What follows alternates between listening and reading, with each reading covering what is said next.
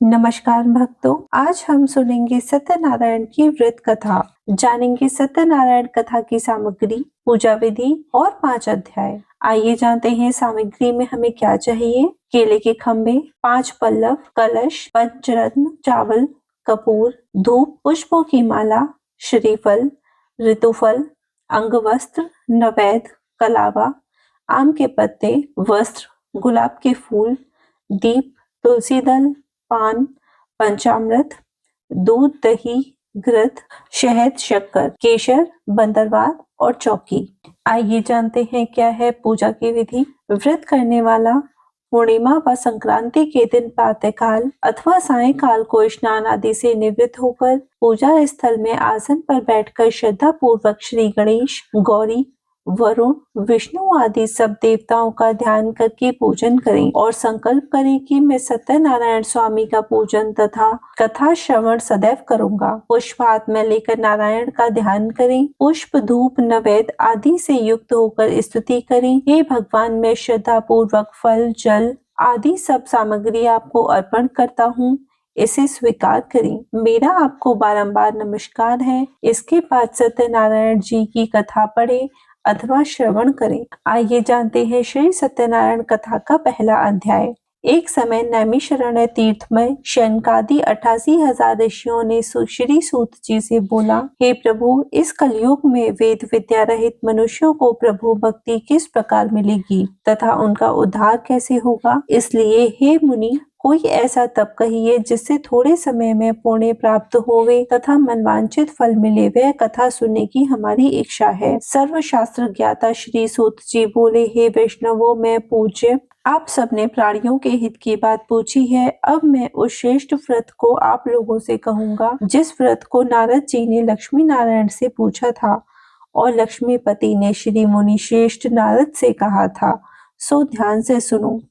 एक समय योगी राज नारद जी दूसरों के हित की इच्छा से अनेक लोकों में घूमते हुए मृत्यु लोक में आ पहुँचे। यहाँ अनेक योनियों में जन्मे हुए मनुष्यों को अपने कर्मों द्वारा अनेकों दुखों से पीड़ित देखकर सोचा, किसी यत्न के करने से निश्चय ही इन प्राणियों के दुख का नाश हो सकेगा। ऐसा मन में सोचकर विष्णु लोक को गए। वहाँ श्वेत वर्ण और 4 भुजाओं वाले देवों के ईश नारायण को देखकर, जिनके हाथों में शंख, चक्र, गदा और पद्म विराजित हैं तथा वरमाला पहने हुए हैं, स्तुति करने लगे। हे भगवान, आप अत्यंत शक्ति से संपन्न हैं। मन तथा वाणी भी आपको नहीं पा सकती। आपका आदि मध्य अंत नहीं है। निर्गुण स्वरूप सृष्टि के आदि भूत व भक्तों के दुखों का नष्ट करने वाले हो, आपको नमस्कार है। नारद जी से इस प्रकार की स्तुति सुनकर श्री भगवान विष्णु बोले, हे मुनिश्रेष्ठ, आपके मन में क्या है? आपका किस काम के लिए आगमन हुआ है? निसंकोच कहो। तब नारद मुनि बोले, मृत्यु लोक में सब मनुष्य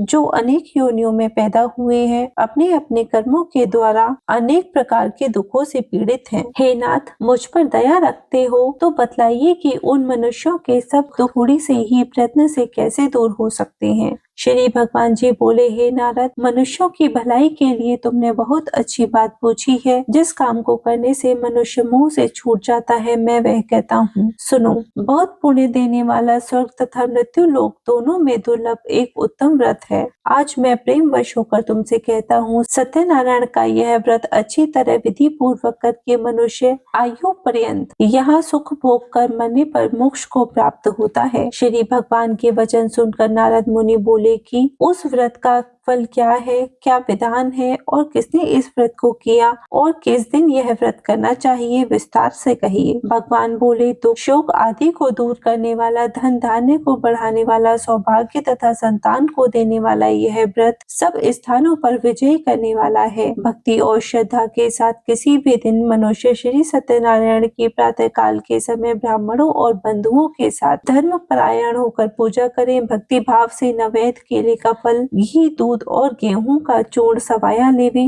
गेहूं के अभाव में साठी का चूर्ण ले, शक्कर तथा गुड़ ले और सब भक्षण योग्य पदार्थ जमा करा के भगवान को अर्पण कर देवे तथा बंधुओं सहित ब्राह्मणों को भोजन करावे। तत्पश्चात स्वयं भोजन करें। नृत्य, गीत आदि का आचरण कर सत्यनारायण भगवान का स्मरण करते हुए समय व्यतीत करें। इस तरह व्रत करने पर मनुष्यों की इच्छा निश्चय ही पूरी होती है। विशेषकर कालिक काल में भूमि पर यही मोक्ष का सरल उपाय है। दूसरा अध्याय।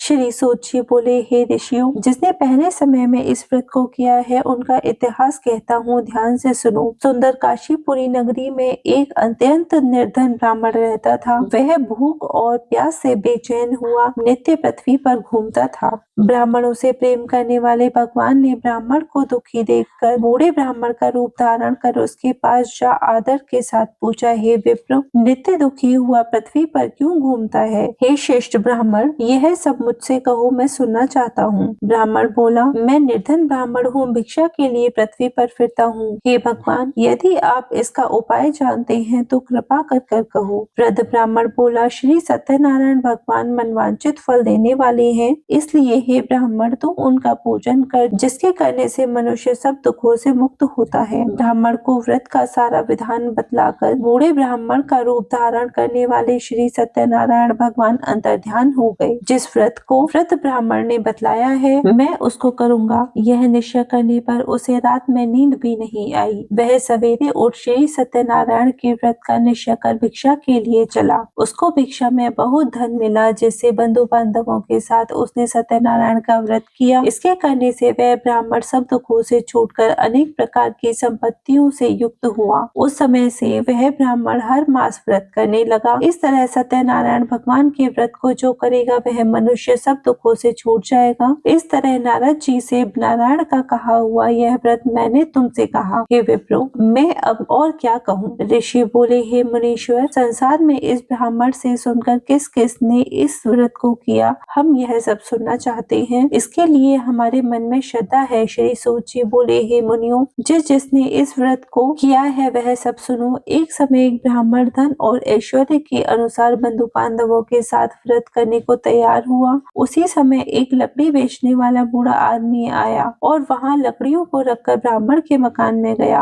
प्यास से दुखी लकड़हारा उनको व्रत करते हुए देखकर ब्राह्मण को नमस्कार करके कहने लगा कि यह आप क्या कर रहे हैं और इस व्रत को करने से क्या फल प्राप्त होता है, कृपा करके मुझसे कहो। ब्राह्मण ने कहा, यह सब मनोकामनाओं को पूरी करने वाला श्री सत्यनारायण भगवान का व्रत है। इन्हीं की कृपा से मेरे यहाँ धन धान्य आदि की वृद्धि हुई है। ब्राह्मण से इस व्रत के बारे में जानकर लकड़हारा बहुत प्रसन्न हुआ। चरणामृत ले प्रसाद खाने के बाद अपने घर को गया। लकड़हारे ने अपने मन में इस प्रकार का संकल्प लिया कि आज नगर में लकड़ी बेचने से जो धन मिलेगा मैं उसी से सत्यनारायण देव का उत्तम व्रत करूंगा। यह मन में विचार कर एक बूढ़ा आदमी लकड़ियां लेकर अपने सिर पर रख जिस नगर में धनवान लोग रहते थे वह ऐसे सुंदर नगर में गया। उस रोज वहां पर उसे उन लकड़ियों का दाम पहले दिनों से चौगुना मिला। तब वह बूढ़ा लकड़हारा दाम ले और अति प्रसन्न होकर पक्के केले की पुली, शक्कर, घी, दूध, दही और गेहूं का आटा इत्यादि सत्यनारायण भगवान के व्रत की कुल सामग्रियों को लेकर अपने घर गया। फिर उसने अपने भाइयों को बुलाकर विधि के साथ भगवान जी का पूजन और व्रत किया। उस व्रत के प्रभाव से वह बूढ़ा लकड़हारा धन, पुत्र आदि से युक्त हुआ और संसार के समस्त सुख भोग कर बैकुंठ चला गया। तीसरा अध्याय। श्री सूत जी बोले, हे श्रेष्ठ मुनियों, अब आगे की कथा कहता हूँ, सुनो। पहले के समय में उल्कामुख नाम का एक बुद्धिमान राजा था। वह सत्यवक्ता और जितेंद्रिय था। प्रतिदिन देव स्थानों पर जाता था तथा गरीबों को धन देकर उनके कष्ट को दूर करता था। उनकी पत्नी कमल के समान मुख वाली और सती साध्वी थी। भद्रशिला नदी के तट पर उन दोनों ने श्री सत्यनारायण का व्रत किया। उस समय में वहाँ एक साधु वैश्य आया। उसके पास व्यापार के लिए बहुत सा धन था। वह नाव को किनारे पर ठहराकर राजा के पास गया और राजा को व्रत करते हुए देखकर विनय के साथ पूछने लगा, हे राजन, भक्ति युक्त चित्त से यह आप क्या कर रहे हैं? मेरी सुनने की इच्छा है, सो आप मुझसे यह बताइए। चाहिए, सो आप यह मुझे बताइए। राजा बोला, हे साधु, अपने बांधवों साथ पुत्रादि की प्राप्ति के लिए यह महान शक्तिमान सत्यनारायण भगवान का व्रत व पूजन किया जा रहा है। राजा के वचन सुनकर साधु आदर से बोला, हे राजन, मुझसे इन सब का विधान कहो। मैं भी आपके कथा के अनुसार इस व्रत को करूंगा। मेरे भी कोई संतान नहीं है और निश्चय ही होगी। राजा से सब विधान सुन व्यापार से निवृत्त हो वह आनंद के साथ घर गया। साधु ने अपनी स्त्री से संतान देने वाले उस व्रत का समाचार सुनाया और कहा कि जब मेरी संतान होगी तब मैं इस व्रत को करूंगा। साधु ने ऐसे वचन अपनी स्त्री लीलावती से कहे। एक दिन उसकी स्त्री लीलावती पति के साथ आनंदित हो सांसारिक धर्म में प्रवृत्त होकर सत्यनारायण भगवान की कृपा से गर्भवती हुई तथा 10वें महीने में उसके एक सुंदर कन्या का जन्म हुआ। दिनों दिन वह इस तरह बढ़ने लगी जैसे शुक्ल पक्ष का चंद्रमा बढ़ता है। कन्या का नाम कलावती रखा गया। तब लीलावती ने मीठे शब्दों में अपने पति से कहा कि जो आपने संकल्प किया था कि भगवान का व्रत करूंगा, अब आप उसे करिए। साधु बोला, हे प्रिय, इसके विवाह पर करूंगा। इस प्रकार अपनी पत्नी को आश्वासन दे वह नगर को गया।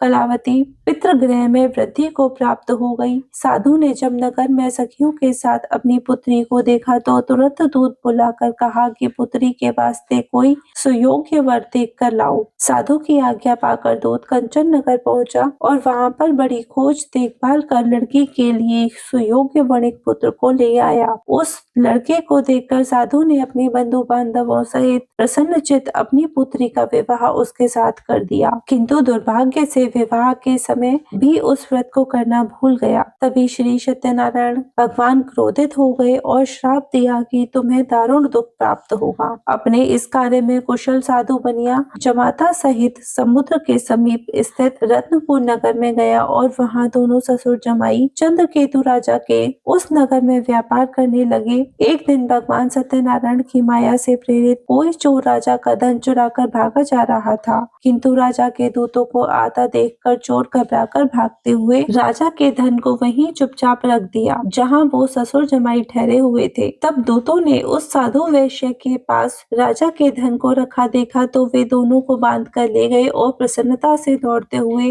राजा के समीप जाकर बोले, यह दो चोर हम पकड़ कर लाए हैं, कृपया आज्ञा दें। तब राजा ने आज्ञा की कि उनको कठोर कारावास में डाल दिया जाए और उनका सब धन छीन लिया। सत्यनारायण भगवान के श्राप द्वारा उनकी पत्नी भी घर पर बहुत दुखी हुई और घर पर जो धन रखा था चोर चुरा कर ले गए। शारीरिक व मानसिक पीड़ा तथा भूख प्यास से अति दुखित हो अन्न की चिंता में कलावती एक ब्राह्मण के घर गई। वहां उसने सत्यनारायण भगवान का व्रत होते देख फिर कथा सुनी तथा प्रसाद ग्रहण कर रात को घर आई। माता ने कलावती से कहा, हे पुत्री, अब तक कहाँ रही? वह तेरे मन में क्या है? कलावती बोली, हे माता, एक ब्राह्मण के घर में श्री सत्यनारायण भगवान का व्रत देखा है। कन्या के वचन सुनकर लीलावती भगवान की पूजन की तैयारी करने लगी। लीलावती ने परिवार और बंधुओं सहित श्री सत्यनारायण भगवान का पूजन किया और वर मांगा कि मेरे पति और दामाद शीघ्र घर आ जावे। साथ ही प्रार्थना की कि हम सबका अपराध क्षमा करो। सत्यनारायण भगवान इस व्रत से संतुष्ट हो गए और राजा चंद्रकेतु को स्वप्न में दर्शन देकर कहा, हे राजन, दोनों वैश्यों को प्रातः ही छोड़ दो और उनका सब धन जो तुमने ग्रहण किया है दे दो, नहीं तो मैं तेरा धन, राज्य, पुत्र आदि सब नष्ट कर दूंगा। राजा से ऐसे वचन कहकर भगवान अंतर ध्यान हो गए। प्रातःकाल राजा चंद्रकेतु ने सभा में अपना स्वप्न सुनाया। फिर दोनों वणिक पुत्रों को कैद से मुक्त कर सभा में बुलाया। दोनों ने आते ही राजा को नमस्कार किया। राजा मीठे वचनों से बोला, हे महानुभावों, भाविवश ऐसा कठिन दुख प्राप्त हुआ है, अब तुम्हें कोई भय नहीं है। ऐसा कहकर राजा ने उनको नए नए वस्त्र आभूषण पहनाए तथा उनका जितना धन लिया था उससे 2 गुना धन देकर आदर सहित विदा किया। दोनों वैश्य अपने घर को चल दिए। चौथा अध्याय। सूत जी बोले, वैश्य ने मंगलाचार करके यात्रा आरंभ की और अपने नगर को चला। उनके थोड़ी दूर निकलने पर दंडी वेशधारी श्री सत्यनारायण भगवान ने उनसे पूछा, हे साधु, तेरी नाम में क्या है? अभिमानी बड़ी हंसता हुआ बोला, हे दंडी, आप क्यों पूछते हो? क्या धन लेने की इच्छा है? मेरी नाव में तो बेल और पत्ते भरे हैं। वैश्य का ऐसा कठोर वचन सुनकर भगवान ने कहा, तुम्हारा वचन सत्य हो। दंडी ऐसा कहकर वहां से दूर चले गए और कुछ दूर जाकर समुद्र के किनारे बैठ गए। दंडी के वचन पर वैश्य ने नित्य क्रिया करने के बाद नाव को ऊंची उठी देखकर अचंभा किया और नाव में बेल पत्ते आदि को देखकर मूर्छित हो जमीन पर गिर पड़ा। फिर मूर्छा खुलने पर अत्यंत शोक प्रकट करने लगा। तब उसका दामाद बोला, आप शोक ना करें, यह दंडी का श्राप है, अतः उसके शरण में चलना चाहिए, तभी तुम्हारी मनोकामना पूरी होगी। दामाद के ऐसे वचन सुनकर साधु वणिक दंडी के पास पहुंचा और अत्यंत भक्तिभाव से नमस्कार करके बोला, हे भगवान, आपकी माया से मोहित ब्रह्मादि आदि भी आपके रूप को नहीं जानते, तब मैं अज्ञानी कैसे जान सकता हूँ। आप प्रसन्न होइए, मैं सामर्थ्य के अनुसार आपकी पूजा करूंगा, मेरी रक्षा करो और पहले के समान मेरी नौका में धन भर दो। उसके भाव युक्त वचन सुनकर भगवान प्रसन्न हो उसकी इच्छा के अनुसार वर देकर अंतर्ध्यान हो गए। तब उन्होंने नाव पर आकर देखा कि नाव धन से परिपूर्ण है। फिर वह भगवान सत्यनारायण की पूजन कर साथियों सहित अपने नगर को चला। अपने नगर के निकट पहुंचा तब दूत को भेजा। दूत ने साधु के घर जाकर उसकी स्त्री को नमस्कार करके कहा, साधु अपने दामाद सहित इस नगर के समीप आ चुके हैं। ऐसा वचन सुन साधु की स्त्री ने बड़े हर्ष के साथ सत्यदेव की पूजा कर पुत्री से कहा, मैं पति दर्शन को जाती हूँ, तू कार्य पूर्ण करके शीघ्र आना। माता के ऐसे वचन सुनकर कलावती प्रसाद को छोड़कर पति के पास गई। प्रसाद की अवज्ञा के कारण सत्यदेव ने रुष्ट हो उसके पति को नाव सहित पानी में डुबो दिया। कलावती अपनी पत्नी को न देखकर रोती हुई जमीन पर गिर गई। इस तरह नौका को डूबा हुआ तथा कन्या को रोता हुआ देख साधु दुखित हो बोला, हे प्रभु, मुझसे या फिर मेरे परिवार से जो भूल हुई है उसे क्षमा करो। उसके दीन वचन सुनकर सत्यदेव प्रसन्न हो गए और आकाशवाणी हुई, साधु, तेरी कन्या मेरे प्रसाद को छोड़कर आई है, इसलिए इसका पति अदृश्य हुआ है। यदि वह घर जाकर प्रसाद खाकर लौटे तो उसका पति अवश्य मिलेगा। ऐसी आकाशवाणी सुनकर कलावती ने घर पहुंचकर प्रसाद खाया, फिर आकर पति के दर्शन के लिए तत्पश्चात साधु ने बंधु बांधवों सहित सत्यदेव का विधि पूर्वक पूजन किया। उस दिन से वह प्रत्येक पूर्णिमा को सत्यनारायण भगवान का पूजन एवं कथा करने लगा। फिर इस लोक का सुख भोग कर अंत में स्वर्गलोक को गया। 5वां अध्याय।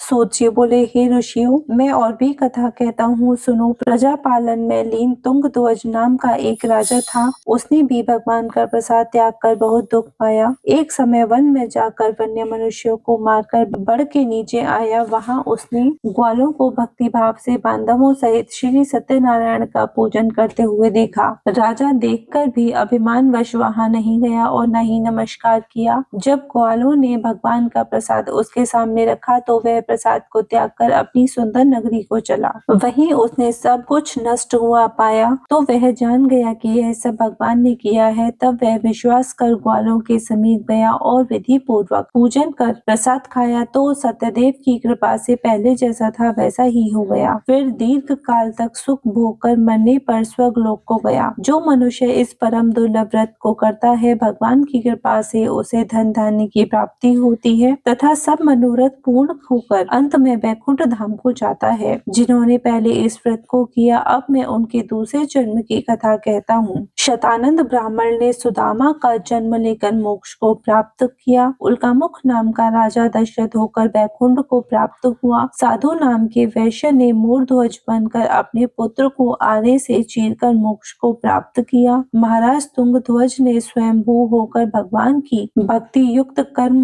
मोक्ष कर को प्राप्त किया। यहीं पर सत्यनारायण भगवान की कथा का विराम होता है। बोलिए सत्यनारायण भगवान की जय। इसके बाद आप सभी श्री सत्यनारायण भगवान की आरती कर सकते हैं और अपनी मनोकामना कहिए। भगवान की कृपा से आप सभी की मनोकामना जल्दी ही पूरी होगी। कृपया मेरी वीडियो को लाइक करें, चैनल को सब्सक्राइब करें। धन्यवाद।